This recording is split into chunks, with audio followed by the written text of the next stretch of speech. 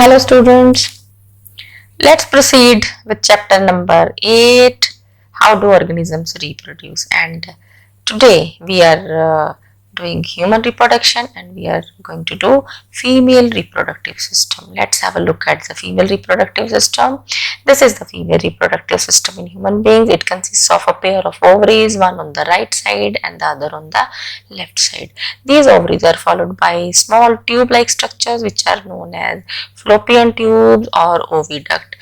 They are commonly known as fallopian tubes. So both the fallopian tubes lead to this elastic bag-like structure. So this pear-shaped, highly elastic and muscular bag-like structure is known as uterus. And then the mouth of uterus is known as cervix. And normally this cervix or mouth of the uterus is kept plugged with the mucus. It opens only during the time of childbirth, and then it is led by a tube-like structure which is known as vagina, and this vagina leads to exterior then. So this is about the female reproductive system. And what is the function of the ovaries? Ovaries are the site where the ovum are produced at the time of birth of a girl child. Thousands of ovary follicles are formed here in the ovaries, and once the girl child attains puberty and menarche or the menstrual cycle starts, then in each menstrual cycle, ovaries produce one ovum. Alternatively, these ovaries produce one ovum. So, one ovum is produced in each menstrual cycle of 28 days. How the ovum are produced? Let's have a look at the oogenesis also. The process of formation of ovum is known as oogenesis. What happens?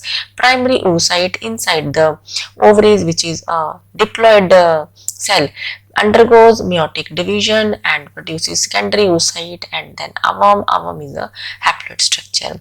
And during the meiotic division, as in normally meiotic division, one cell produces 4 daughter cells, but here in case of the oogenesis, what happens? Out of the 4 daughter cells, 3 are non-functional, which are known as polar bodies. So one ovum is produced per primary oocyte. So this way number of ovum is always less as compared to the number of sperms. And secondly, the ovum, they are rich in the cytoplasm, they are devoid of any tail, so they cannot swim, they cannot move, they are motile structures. So what are the main points? Oogenesis occurs in the ovaries and meiosis occurs, chromosome number is reduced to half and haploid ovum are produced, and one ovum is produced per cycle by ovaries and ovum is non-motile. This diagram is not included in your syllabus, but I have shown you this diagram to bring a broader understanding of the topic. So this way, after the chromosome number is reduced to half, these ovum, when fertilization occurs, they help in restoring the actual number of chromosomes in the zygote. So now let's come back to this diagram, the previous one. So what happens here? Ovum is produced here in the ovaries, but when it is released from the ovaries on 14th or 15th day of the menstrual cycle. So what is this menstrual cycle? This is a cycle of events. During this cycle, the first day of menstrual flow is considered the first day of menstrual cycle. So when the bleeding starts here, that is considered to be the first day of the menstrual cycle. So then, starting counting from the first day, on 14th or 15th day here from the ovaries, the ovum is released, and the process of release of ovum from the ovary is known as ovulation. So this ovum comes here into the fallopian tube. So this ovum can be fertilized or cannot be fertilized. So there are two possibilities. So what happens here? When ovulation occurs here in the ovary, at the same time the uterine lining or the endometrium gets highly developed. This is done to accommodate the developing embryo here inside the uterus, but there is possibility whether this ovum gets fertilized or not. So let's work out on both the possibilities. Take first possibility, that fertilization doesn't occur. So what happens when fertilization doesn't occur here in the fallopian tube? Because fallopian tube is the only site of fertilization. If fertilization has to occur, it will occur in fallopian tubes only, otherwise it cannot occur anywhere else. So if the ovum is present here in the fallopian tube, but sperms do not reach here and no fertilization occur. So what will happen? Once the ovum they come out of the fallopian tube, there is no further possibility of the fertilization. So this ovum will disintegrate or degenerate. Similarly, if ovum is not fertilized, it means there is no need of any embryo implantation. So if fertilization doesn't occur, there is no need of this developing endometrium. So what will happen? This endometrium will start rupturing and blood and mucus will start coming out through the vagina. So this phase, when blood and mucus starts coming out of the vagina, is known as bleeding phase or menstrual phase of menstrual cycle. So this way the whole endometrium gets corroded, and when bleeding starts or the menstrual flow starts, again that is considered to be the first day of the menstrual cycle, and this cycle is completed throughout the reproductive life of the human female. So this is one possibility. So this is about menstrual cycle. Let's look at the main points of menstrual cycle. So what is menstrual cycle? Menstrual cycle is a cycle which is of 28 days. So each menstrual cycle is of 28 days, and first day is counted as the starting of menstrual flow. Ovulation occurs on 14th or 15th day. See here, the menstruation or menstrual flow will occur, it is first day of a menstrual cycle, and when ovum are produced from the ovary, that is 14th or 15th day of the menstrual cycle. So ovum will be released, that is known as ovulation. So ovulation will occur on 14th or 15th day of the menstrual cycle, and ovum will go into the fallopian tube. So in ovulation, ovum is released, endometrium or uterine lining develops to accommodate developing embryo, and fallopian tubes, that is the only site of fertilization. If fertilization doesn't occur, endometrium breaks down and comes out through vagina as blood and mucus. So this is all about the menstrual cycle. Now let's work out on the second possibility, the possibility that fertilization may occur here. So what happens here? The fertilization in case of human females is internal fertilization. It means it occurs inside the human body. So the male penis discharges the semen here in the vaginal tract of the human female. So large number of sperms reach here. What is the number of sperms in one ejaculation of semen? It is 200 to 3 million sperms per ejaculation. So a large number of sperms will reach here, and all these sperms will try to swim and move upward to reach up to the fallopian tube. As the conditions here inside the uterus are very harsh, so in this female tract, many of the sperms are killed as such. Only the better ones reach to the fallopian tube.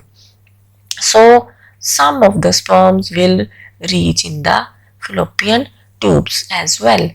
So they may move to both the sides, right fallopian tube as well as the right as well as through the left fallopian tube. If ovulation has occurred by then and ovum is present here inside the fallopian tube, then fertilization may occur. So fusion of male gamete with the female gamete is known as fertilization. So a zygote is produced as a result of fertilization. This zygote is a diploid structure. Male gamete or sperm is haploid, female gamete and ovum is haploid, but after their fusion zygote is produced which is diploid.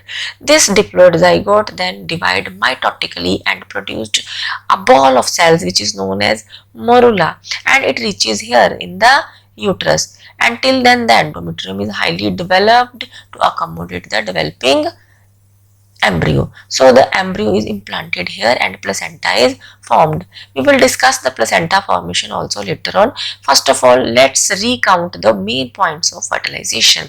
So fertilization is internal and it occurs in the fallopian tubes.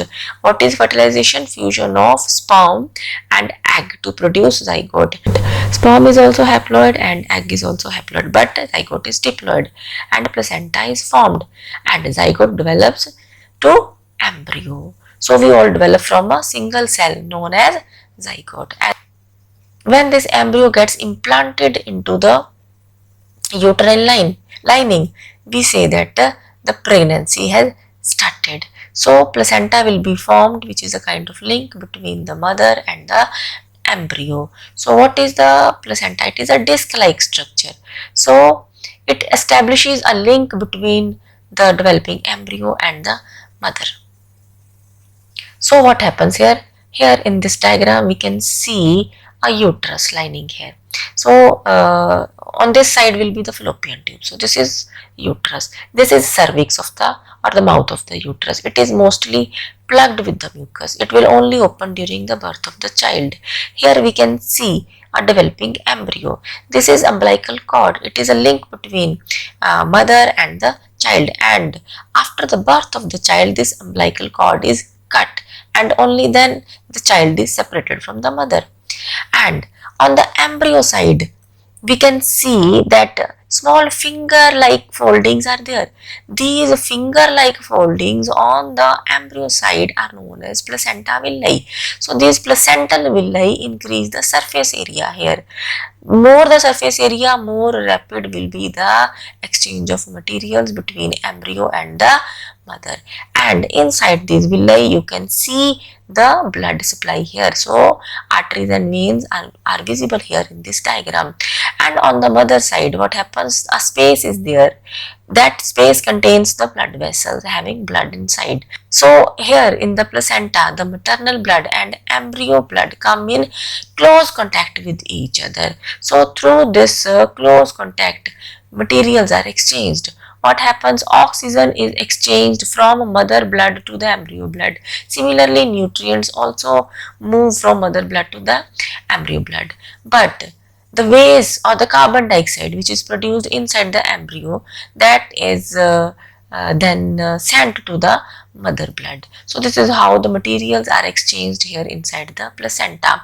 And the embryo will develop the organs. It is known as fetus then, and after the gestation period this fetus is delivered. So let's have a look at some terms also. This is umbilical cord, this is developing embryo, the fluid outside the embryo and inside the amniotic cavity is known as amniotic fluid. This is cervix.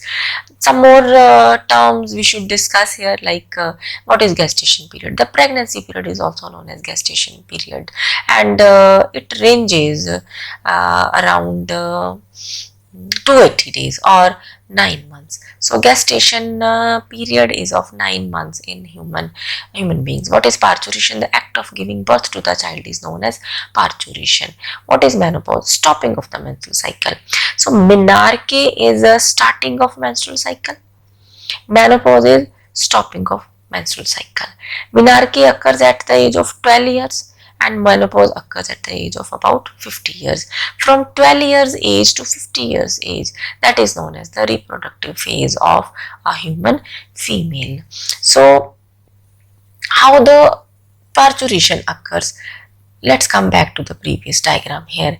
This embryo or the fetus develops inside the uterus, and after the gestation period is over, this fetus is propelled outside. This cervix gets open and the fetus is propelled outside with its head facing downward, and the strong muscles of the uterus, they contract and they help in propelling the fetus out of the uterus. So this is how parturition or birth of the child occurs. So this act is accompanied by the labor pains. Why it is known as labor pain? Because it needs a lot of effort or a lot of labor from the mother side, and it is painful also. So that is why the process is accompanied by labor pain. So labor pain and these small uterine contractions and then opening of the cervix and then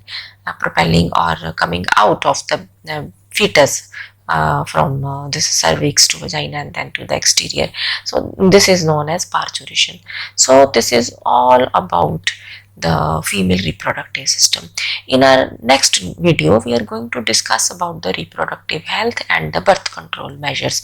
So see you all there. Thank you so much.